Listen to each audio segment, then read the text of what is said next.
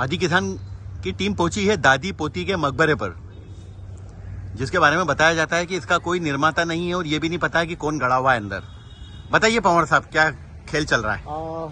जैसे ही आप अंदर आते हो तो इसमें लिखा होता है कि ये दादी पोते की कब्र है, जिससे ऐसा लगता है कि जैसे कि 2 ही कब्र मिलेगी यहाँ पे। लेकिन जैसे ही आप अंदर जाते हो आपको 7-7 और 6-6 कब्र दिखाई देती है ना।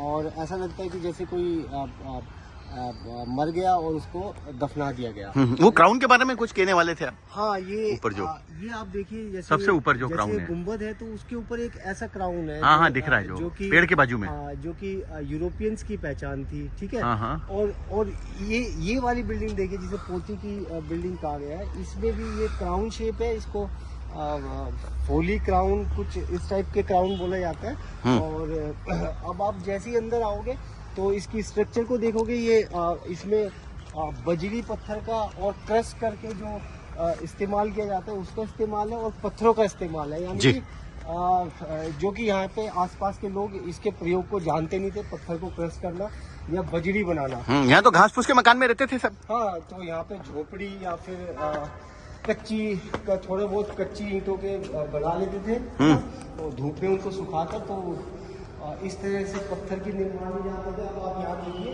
1 2 3 4 5 6 7 कब्र जी है ना।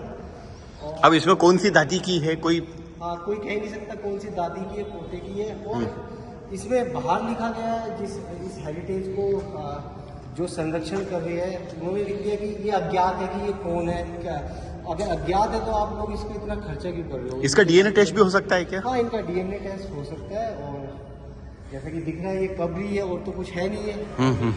ये तो जो गवर्नमेंट का जो संरक्षण करने वाली जो एजेंसी है, वो भी एडमिट कर रही है कि ये कब्र ही है। लेकिन ये कब्रें बहुत सारी है और किसकी है ना। और यहाँ पे जो लोकल में जो रीति रिवाज थे, उसमें अगर दफनाते थे तो मिट्टी में ही दफनाते थे, है ना। और या जलाते थे तो उसकी भी एक अलग प्रक्रिया होती है। तो इस तरीके से कभी इतने बड़े स्ट्रक्चर कभी नहीं रहे, कभी नहीं इतने बड़े। अब पोती वाली भी देख लेते हैं अपन, उस पर भी अपन प्रकाश डाल लेते हैं। तो आपका क्या मत है फिर इसके बारे में? ये डच या फिर अंग्रेज ऑफिसर ही होंगे यहाँ पर, उनकी कब्रें? दरअसल ये एक फेक नैरेटिव से हिस्ट्री बनाने के काम आती है, लोगों को कंफ्यूजन में रखना।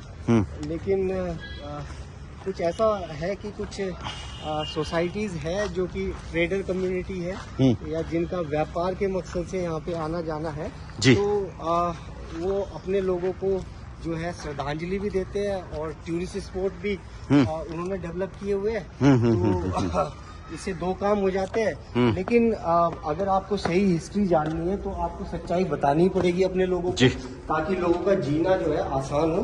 है तो ये अब ये पोती की लग रही है इतनी बड़ी, ये तो दादी से भी बड़ी लग रही है। ये देखिए कितनी बड़ी है। और इसको बाद में इस पे रिपेयर भी किया गया है, कुछ सीमेंट भी लगाया गया है। यानी इसका मेंटेनेंस भी काफी लंबे टाइम तक हुआ है, अब तक हो रहा है ना। और ये देखिए 3 कमरे और हैं साथ में। जी।